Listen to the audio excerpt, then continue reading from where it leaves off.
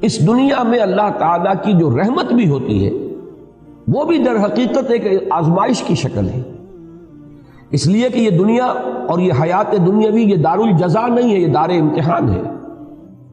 یہاں تو ہر لمحے ہم ایک امتحان سے دوچار ہیں۔ بڑی پیاری نظم ہے علامہ اقبال کی جو بانگ درا میں شامل ہے، زندگی، جس میں ایک شعر وہ بھی ہے کہ تو اسے پیمانہ امروز فردا سے نہ ناپ، جاویداں پہم دواں ہر دم جواں ہے زندگی۔ اور آخری شعر ہے کہ قلزم ہستی سے تو ابراہ مانند حباب، اس زیاں خانے میں تیرا امتحان ہے زندگی۔ اور یہ در حقیقت ترجمانی ہے سورہ ملک کی اس آیت کی کہ ہم نے خلق الموت والحیات لیبلوکم ایکم احسن عملا۔ یہ موت و حیات کا سلسلہ، حیات مسلسل چلی جا رہی تھی، موت کا وقفہ ڈال دیا گیا، اس کے حصے کر دیے گئے تاکہ ایک چھوٹا سا حصہ علیحدہ کر لیا جائے، small chunk of our life, وہ علیحدہ کر لیا گیا تاکہ اس کو ایک امتحانی وقفہ بنا دیا جائے۔ قلزم ہستی سے تو ابراہ مانند حباب، اس زیاں خانے میں تیرا امتحان ہے زندگی۔ آگے چل کر اب زیادہ دور نہیں ہے، سورہ دہر میں بھی یہ مضمون آئے گا، سورہ ملک میں تو آ ہی چکا ہے بڑی وضاحت کے ساتھ، خلق الموت والحیات لیبلوکم ایکم احسن عملا۔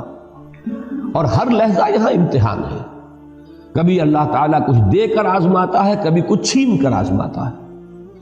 دے کر آزماتا ہے کہ بندہ شکر کرتا ہے یا نہیں، کبھی چھین کر آزماتا ہے کہ بندہ صبر کرتا ہے یا نہیں۔ ہر حال میں وہ میرے دامن سے وابستہ رہتا ہے یا نہیں، ہر حال میں راضی برضائے رب رہتا ہے یا نہیں۔ کہیں ایسا تو نہیں ہوتا کہ اگر نعمتوں کی بارش ہو تو ہم سے غافل ہو جائے، ہماری طرف سے منہ موڑ لے۔ کہیں ایسا تو نہیں کہ اگر کوئی تکالیف آ جائیں، ہجوم کر جائیں، تو پھر شکوہ اور شکایت کا لفظ زبان پر آ جائے۔ ہر حال میں ہونا یہ چاہیے کہ راضی برضائے رب رہے بندہ، چاہے یہ حال ہو چاہے وہ حال ہو۔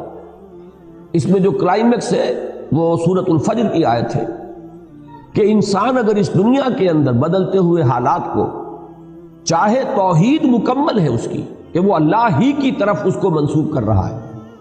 فَأَمَّا الْإِنسَانُ إِذَا مَا ابْتَلَاهُ رَبُّهُ فَأَكْرَمَهُ وَنَعَّمَهُ فَيَقُولُ رَبِّي أَكْرَمَنِ۔ انسان کا عجیب حال ہے کہ جب اس کا رب اس کو خوب نعمتیں دیتا ہے، آزماتا ہے اس صورت میں کہ نعمتیں دیتا ہے، خوب اس کو اکرمہ عزت دیتا ہے، فَيَقُولُ رَبِّي أَكْرَمَنِ، تو وہ کہتا ہے مجھے رب نے عزت دے دی، باعزت بنا دیا، میرا اعزاز فرمایا۔ اب دیکھیے شرک یہاں نہیں ہے، وہ سب سے بڑی گمراہی جو ہے اس سے تو انسان بچا ہوا ہے، میرے رب نے مجھے عزت دی۔ شرک نہیں ہے، توحید موجود ہے، توحید میں کہیں کوئی اس میں کوئی خلا نہیں، کوئی نقص نہیں۔ وَأَمَّا إِذَا مَا ابْتَلَاهُ فَقَدَرَ عَلَيْهِ رِزْقَهُ فَيَقُولُ رَبِّي أَهَانَنِ۔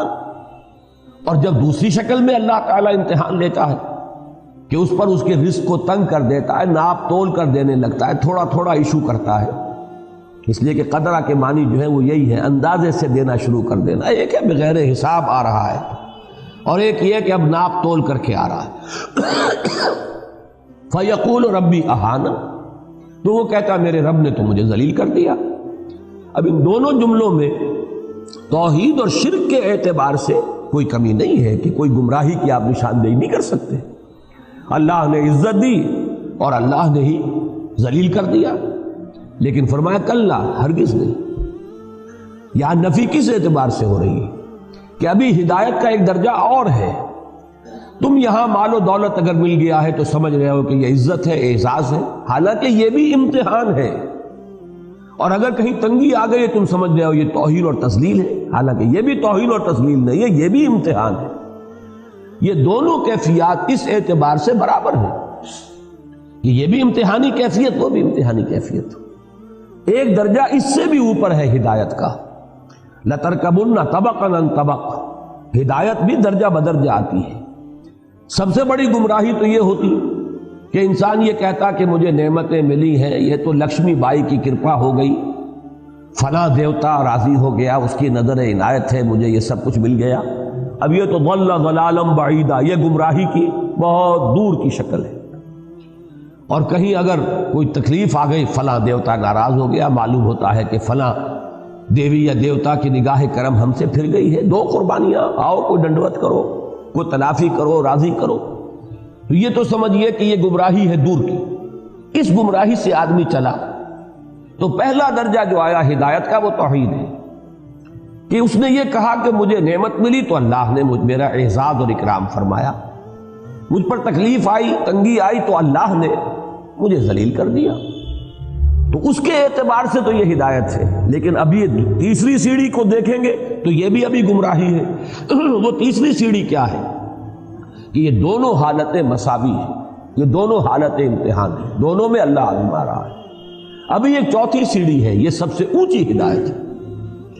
اس تک تو یوں سمجھیے کہ اخص الخواص پہنچ پاتے ہیں، عام لوگوں تک کی اس تک رسائی نہیں ہے، اور وہ یہ ہے کہ یہ سمجھا جاتا ہے عام طور پر کہ اگر مفلسی ہے، احتیاج ہے، دنیاوی حالات کی تنگی ہے تو یہ امتحان شاید زیادہ کڑا ہے، زیادہ سخت ہے، اور اگر فراوانی ہے اور دولت ہے اور عزت ہے تو یہ امتحان شاید ہلکا ہے، آسان ہے۔ حقیقت یہ ہے چوتھی سیڑھی جو ہے ہدایت کی کہ اصل میں امتحان بھاری جو ہے وہ دولت کا امتحان ہے۔ اگر اللہ تعالیٰ زیادہ دیتا ہے، عزت دیتا ہے، وجاہت دیتا ہے، یہ امتحان زیادہ سخت ہے، زیادہ مشکل ہے۔ اگر تنگی ہے، مصیبت ہے، تکلیف ہے تو یہ امتحان آسان ہے، اس لیے کہ تنگی میں اور مصیبت میں لامحالہ انسان کا رجوع اللہ کی طرف ہوتا ہے، جبکہ محتاط ہے، فراوانی ہے، عزت ہے تو اس میں بہت شدید اندیشہ ہے غفلت کا۔ تو معلوم یہ ہوا کہ نتیجے پر اگر نگاہ ہے تو اس کے اعتبار سے یہ امتحان کے دولت ہو اور اس کے انبار ہو اور فراوانی ہو، یہ زیادہ مشکل امتحان ہے بنسبت اس کے کہ تکلیف ہو یا کوئی دنیا میں احتیاج کا معاملہ ہو۔ اس کے حوالے سے یاد رکھیے امام احمد ابن حنبل رحمۃ اللہ علیہ کا وہ واقعہ کہ ایک زمانے میں حکومت جو ہے تشدد کر رہی تھی، شدید ترین عتاب میں آئے ہوئے ہیں، مار پڑ رہی ہے، جیلوں میں ٹھوسا ہوا ہے، اور الفاظ یہ آتے ہیں روایات میں کہ وہ مار ماری گئی ہے کہ اگر ہاتھی کو بھی وہ مار ماری جاتی تو بلبلا اٹھتا، لیکن کبھی کوئی آنسو جو ہے آنکھ سے نہیں ٹپکا۔ لیکن جب حالات بدل گئے اور اب دارالخلافہ جو ہے یا بیت الخلافت، وہاں سے اب آ رہے ہیں اشرفیوں کے توڑے لے کر، ایک شخص آیا ہے، تھیلی لے کر آیا ہے کہ یہ خلیفہ نہیں، کیونکہ خلیفہ بدل گیا، اب حالات جو ہے حکومت کے تبدیل ہو گئے۔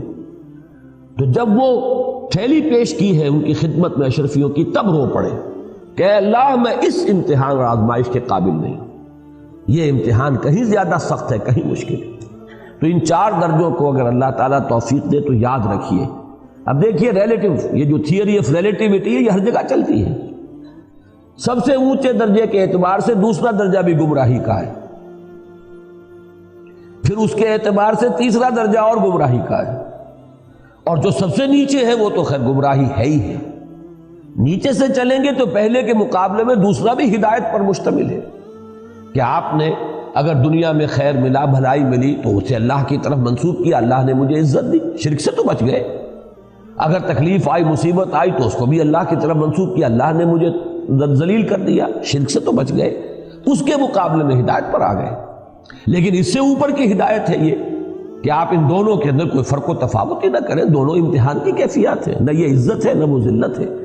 یہی سورہ تغابن کی اس آیت کا مفاد ہے، ذالک یوم التغابن، ہار اور جیت کا فیصلہ تو اس دن ہوگا، اس دن جو بری ہو گیا عزت اس کے لیے ہے، اور اس دن جو جہنم میں جھونک دیا گیا ذلت اس کے لیے ہے، چاہے دنیا میں قارون کی دولت اس کے پاس رہی ہو اور فرعون اور نمرود کا اقتدار جو ہے اسے حاصل رہا ہو۔ اور سب سے اوپر یہ ہے کہ اصل کڑا امتحان جو ہے، حضور کی حدیث یاد کر لیجئے، ما قل و کفا خیر مما کثر و الہا، جو کم ہو لیکن کفایت کر جائے، بنیادی ضرورتیں پوری ہو جائے، کسی کے سامنے ہاتھ نہ پھیلانا پڑے، وہ کہیں بہتر ہے اس سے کہ جو کثیر ہے لیکن غافل کر دینے والی شے۔ جہاں کثرت ہوگی محتاج ہوگی، غفلت آ جائے گی۔ جیون جیون ہر کوئی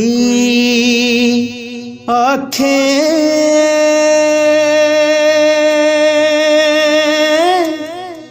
موت کھڑی سر اتے،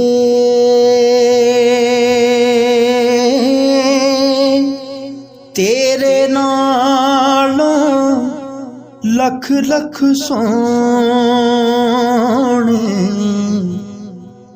خاک اندر جا ستے